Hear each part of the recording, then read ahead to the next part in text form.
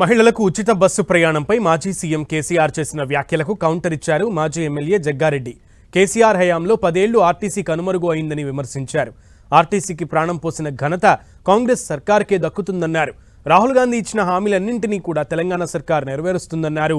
ఉచిత bus success అయిందని, ఇది బీఆర్ఎస్ పార్టీకి నష్టమని, అందుకే కేసీఆర్ దీనిపై విమర్శలు గుప్పిస్తున్నారని జగ్గారెడ్డి ఆరోపించారు.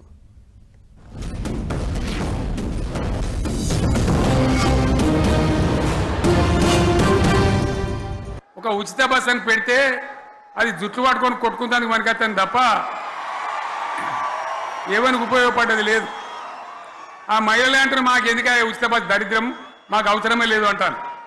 అటువంటి ఒక పథకం పెట్టి ఇక ఇప్పుడు మళ్ళీ పెద్ద నోరు పెట్టుకొని వాళ్ళే మాట్లాడతారు. అంటే అంటే మాట్లాడతారు, అబద్ధాలు చెప్తారు.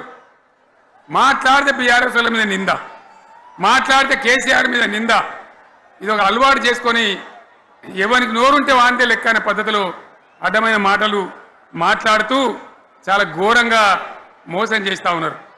10 సంవత్సరాలలో కేసీఆర్ గారు ముఖ్యమంత్రిగా ఉన్నప్పుడు 10 ఏళ్లలో ఆర్టీసీ డిపార్ట్మెంటు కనుమరుగైపోయింది, మర్చిపోయారు. మళ్ళీ దానికి ప్రాణం పోసి జీవం తీసుకొచ్చిన చరిత్ర ఘనత ఈరోజు రాహుల్ గాంధీ గారి యొక్క నాయకత్వంలో కాంగ్రెస్ గవర్నమెంట్ ఇది. సీఎం రేవంత్ రెడ్డి గారు, దాని శాఖ మినిస్టర్ పొన్నం ప్రభాకర్ పెద్ద మనిషి వరంగల్ సభలో ప్రస్తావన తెచ్చిండు అని అంటే మేము సక్సెస్ అయినట్టే కదా.